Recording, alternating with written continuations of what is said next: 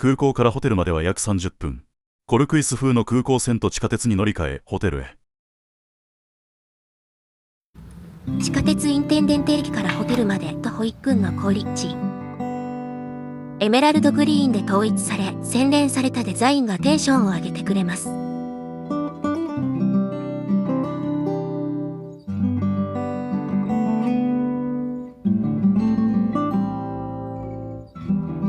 一泊104ユーロ、17,200円。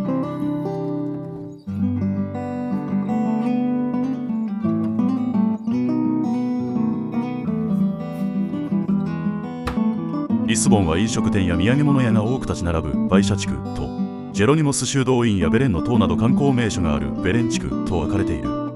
列車、トラム、バスなどで行き来が可能。早速インテンデント駅から地下鉄でカイスドゥソドレ駅へ、カイスドゥソドレ駅から列車でベレム駅へ向かいます。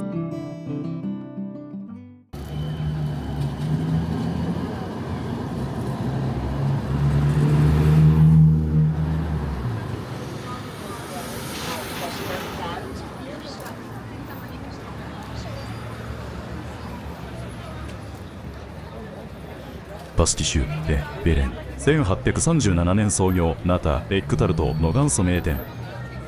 ジェロニモス修道院の修道女が厨房で作り始めたのがきっかけで誕生したお菓子。1820年のポルトガル自由革命で修道院が閉鎖され、追放された修道女が生きるためにナタを売ったところ大評判になった。そしてこのお店がオープンした。表面サクサク、中はクリーミーなカスタードたっぷりです。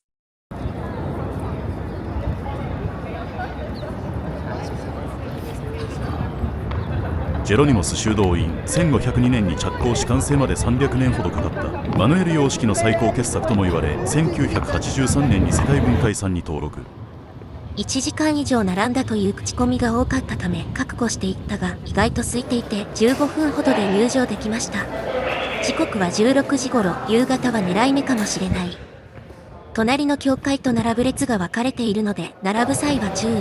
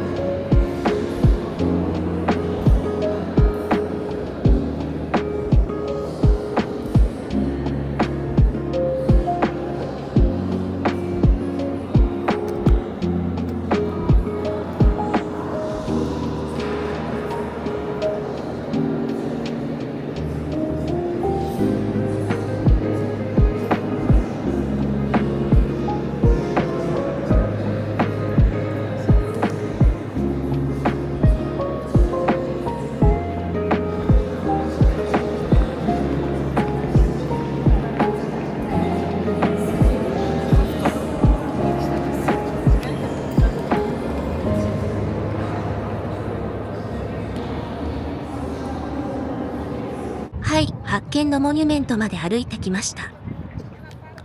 先ほどの修道院からは徒歩10分ほど。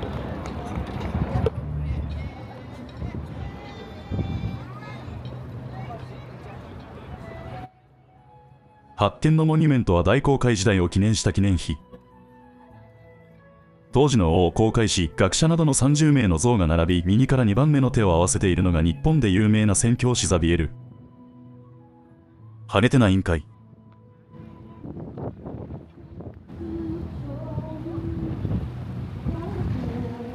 海のように見えますか？テージョ川です。赤い橋は4月25日橋という橋で、サンフランシスコのゴールデンゲートブリッジそっくり。同じアメリカンブリッジという会社が建設したそうです。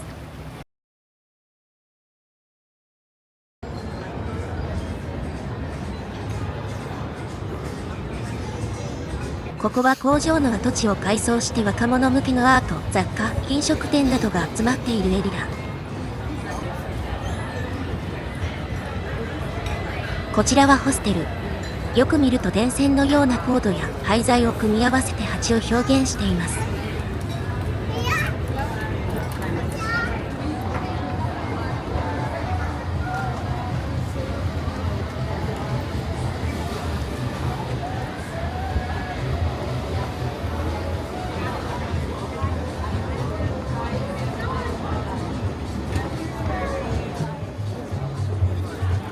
何店舗か雑貨屋さんに入りましたが、お土産や子供向けのおもちゃなども売っていて面白かったです。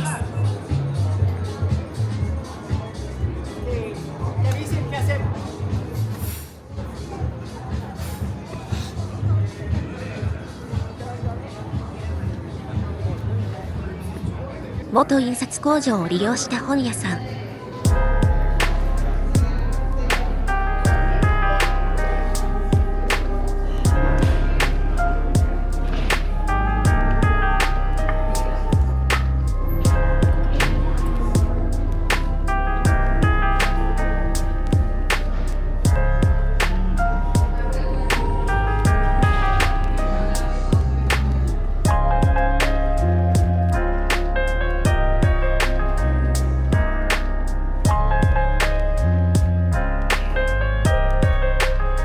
今でも動きそうな巨大な輪転機が鎮座しています。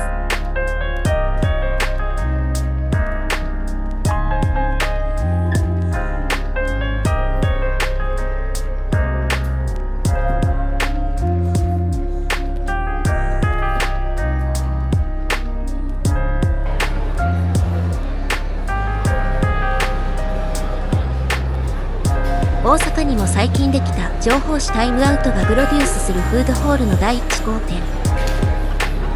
お酒を飲みながら世界各地の料理やデザートが食べられます。私は今日行きたい飲食店がすでに決まっていたので見学だけ。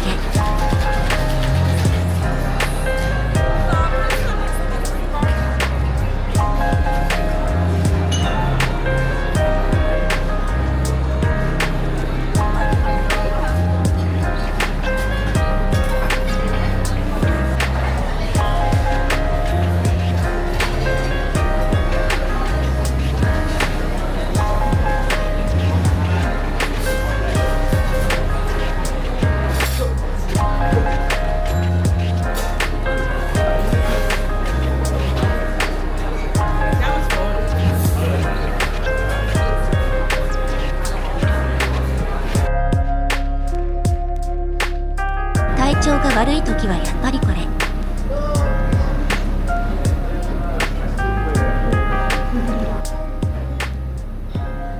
ごちそうさまでした。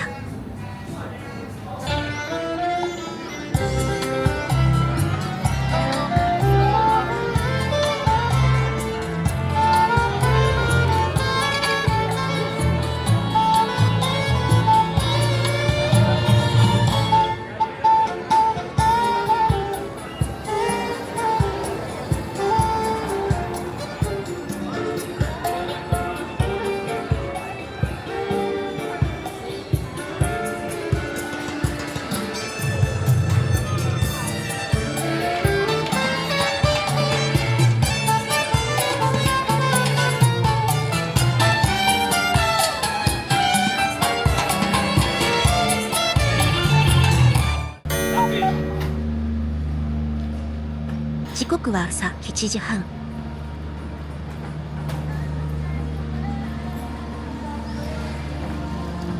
リスボンのメイン通りアウグスタ通りを散歩します。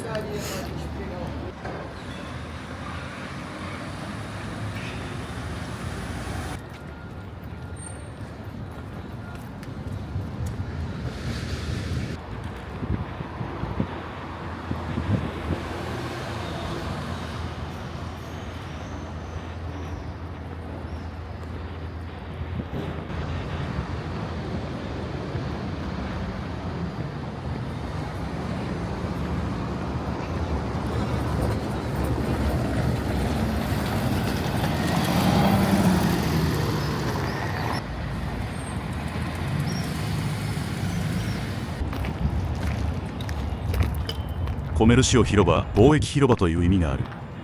もともとはリベイラ宮殿とその広場があったが、1755年のリスボン地震で宮殿は壊れてしまい、新たな都市計画のため宮殿は再建されず、広大な広場が整備された。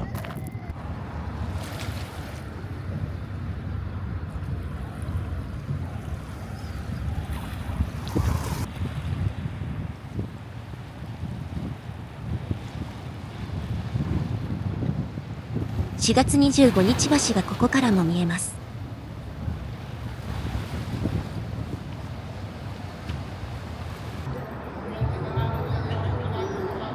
早起きしたのはそう、このエレベーターに乗るため。時刻は8時、7時半からのはずが、あれ、シャッター閉まってる。20分ほど周りをうろうろしていたら、上から来ました、おじさん出勤。1902年から動いている歴史あるエレベーター。昼間は激混みで1時間待ちは普通。この黄色の機械にリスボアカードをピッとタッチして乗ります。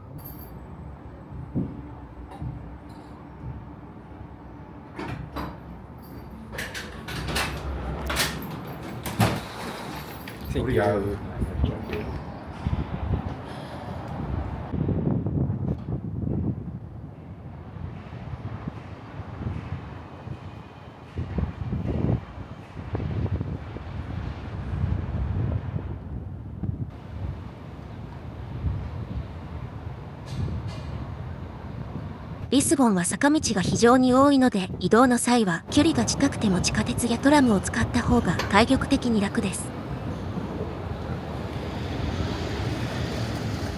先ほどのエレベーターのすぐ近くにあるロッシオ駅から続々と人が出てきました。8時45分なのでちょうど出勤・通学の人たちかな。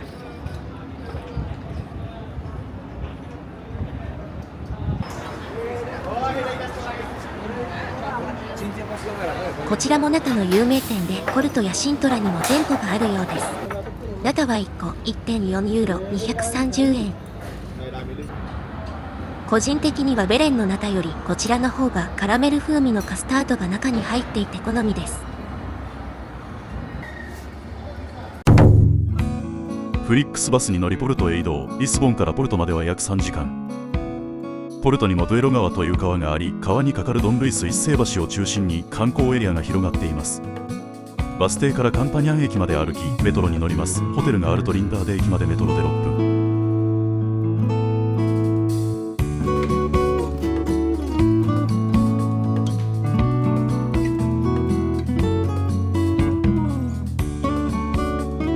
シンプルで清潔、一人には十分快適なお部屋。水が置いていなかったのは残念。ヨーロッパの宿は基本置いていないところが多いです。バルコニー付きは出演者にはありがたい。缶ビール片手に一服できるので最高。フランセジーネというポルト発祥の料理。ステーキ、ハム、チーズをパンで挟み、ポテトと目玉焼きを乗せたカロリー爆弾。これがまだうまい。アルマス聖堂まで歩いて向かいます。メトロで行く場合はオリャ駅で下車してすぐ。コルトは観光エリアがまとまっているので徒歩でほとんど回れます。アルマス聖堂、街中に急に出現する青い教会。古い建物に見えますが比較的新しい教会。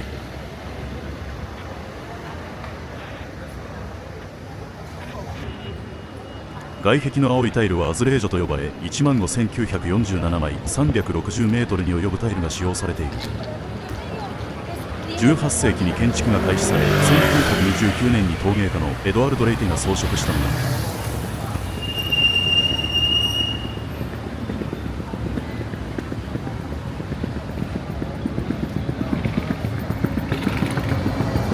の。思わず写真を撮りたくなるカラフルな建物が並びます。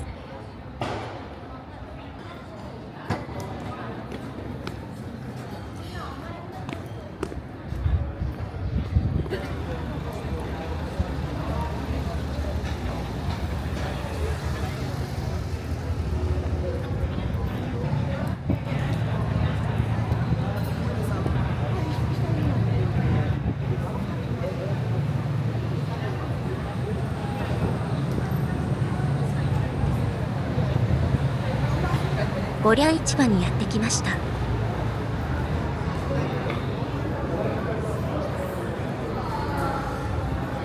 入り口にはイートインスペースがあり、購入したワインや食べ物を持ち寄って食べれます。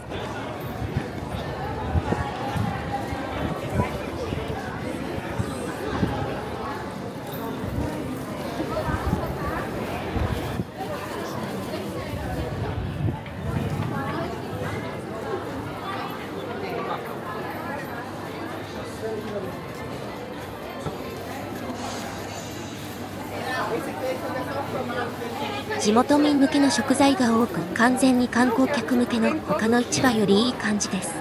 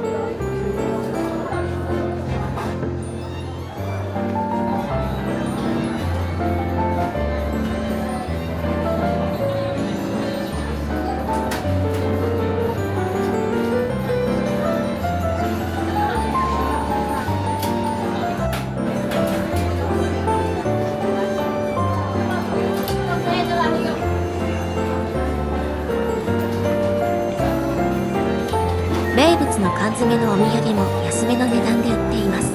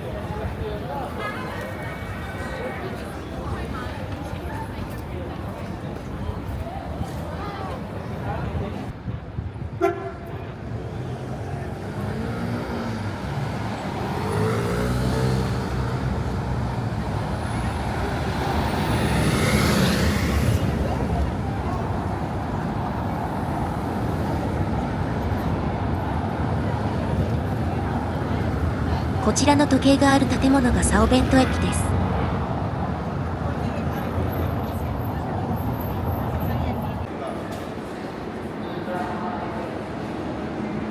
駅のエントランスはアズレージョのタイルで飾られており、世界一美しい駅と言われている。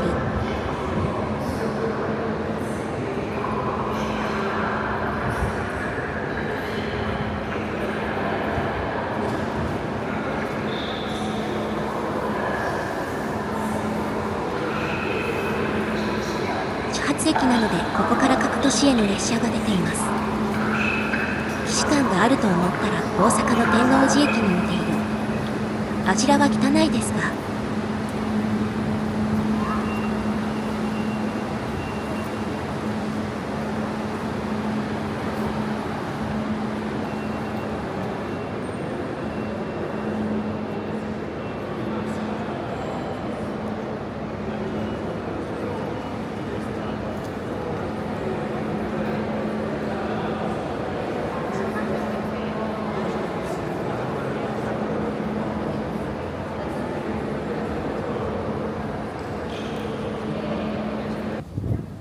映画のセットのようなコルト大聖堂前からの美しい景色。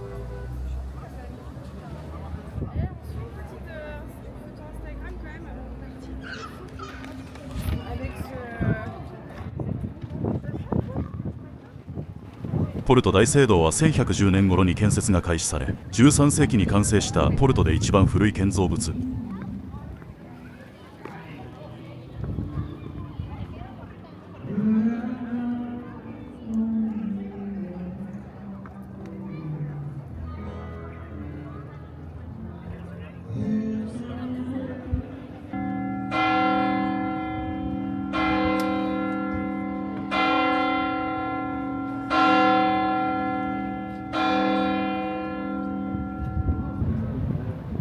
ドウロ川沿いの美しい景色を見ながら階段を降ります。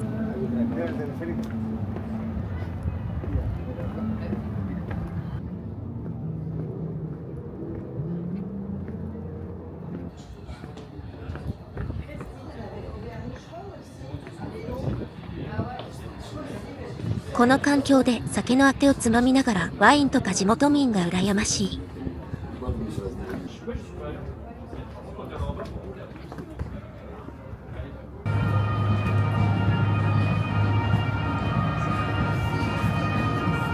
いよいよドウロ川に出てきました。いやー、賑わっていますね。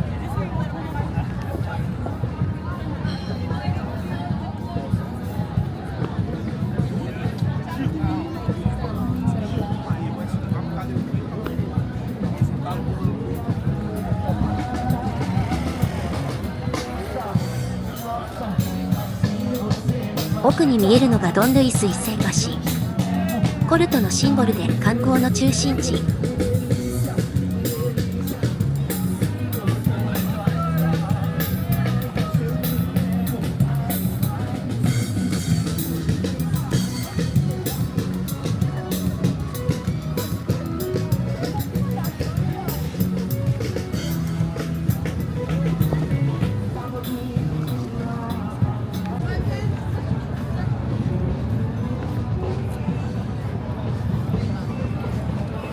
川沿いにはたくさんの飲食店が立ち並びます。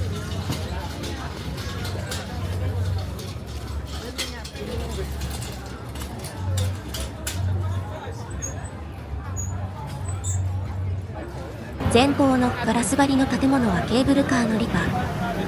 短距離ですが高低差があるので体力的に助かります。値段は4ユーロ660円。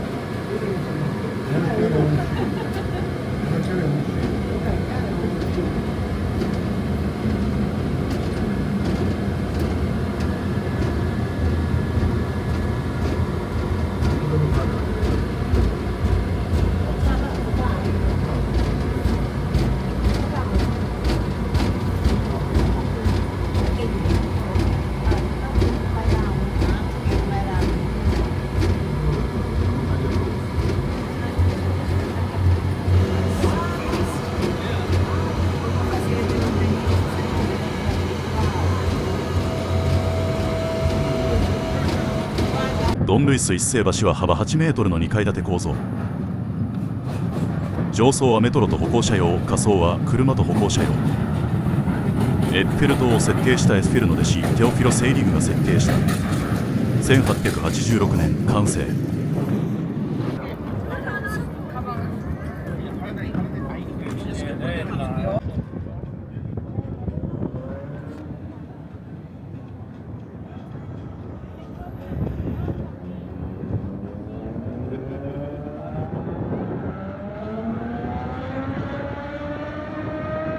この絶景を見るためだけでもコルトを訪れる価値はあると思います。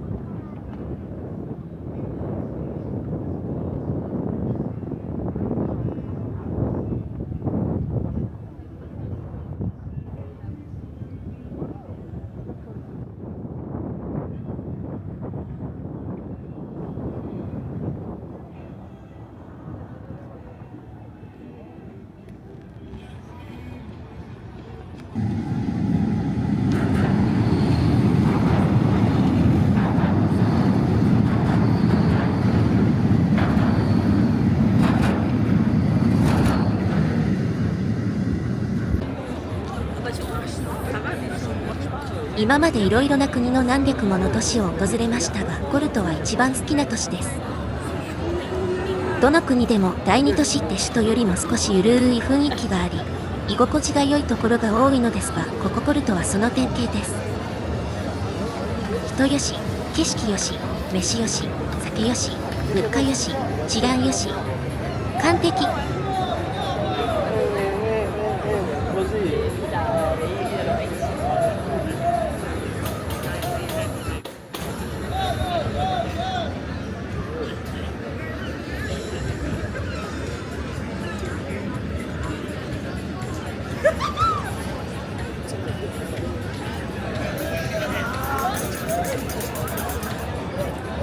夜景を見たくて21時過ぎまで粘ったのですが、全然暗くならないので退散します。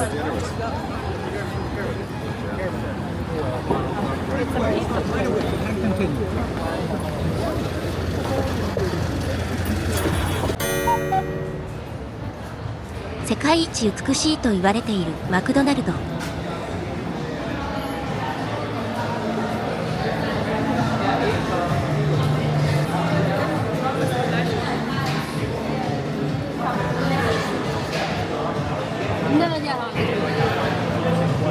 わあ、美しいですか。豪華な内装のマクドナルドってところでしょうか。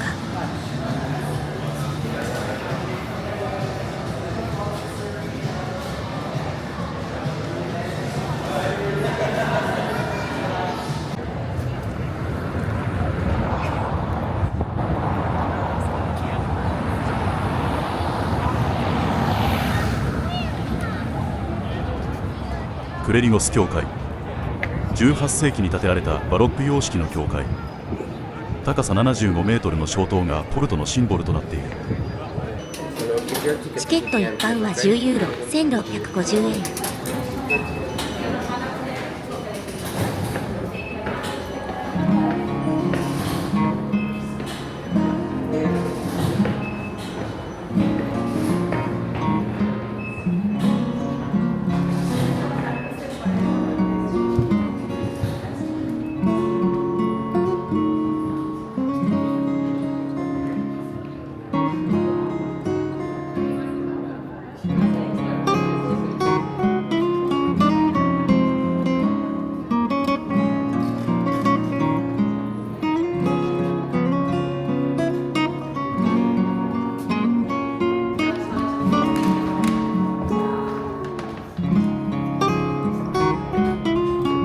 狭い階段が頂上まで225段続く。時間帯によっては狭い階段が大渋滞するようで、午前中が比較的空いているみたいです。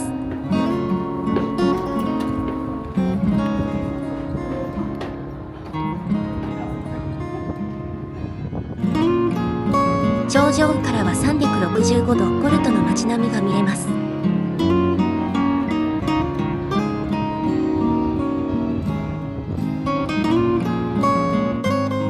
シーフードライス42ユーロが有名なお店。現金決済のみ。席数が少なく40分ほど外で並びました。現金が足らなかったので、もう一つの名物の水だこのオイル焼き25ユーロを注文。今まで食べたタコの中で一番柔らかくて美味でした。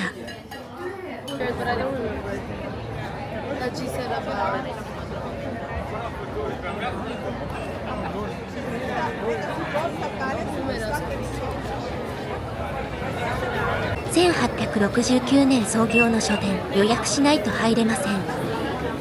人気の理由は天井や階段などの豪華な内装と、何よりポルトに住んでいた J.K. ローリングがハリー・ポッターを描く際に参考にした書店と言われているからです。ただ人が多すぎてゆっくりできない。10ユーロ払ってまでもみくちゃになりに行く価値はないと感じました。いろんなハリー・ポッターの作品が売っています。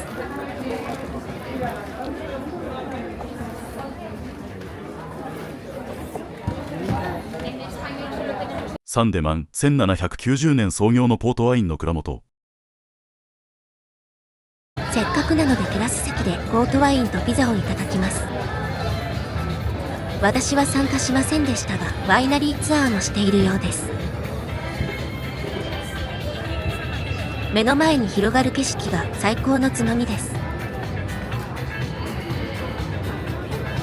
値段はピザとワインで15ユーロとお手頃でした。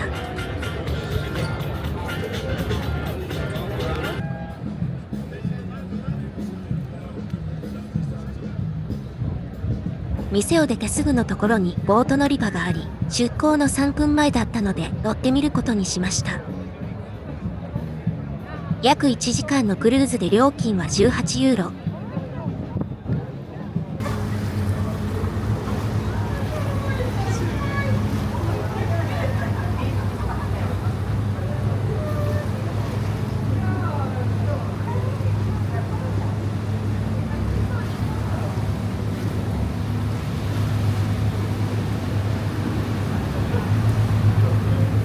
Olá, senhores passageiros, sejam bem-vindos a bordo da nossa.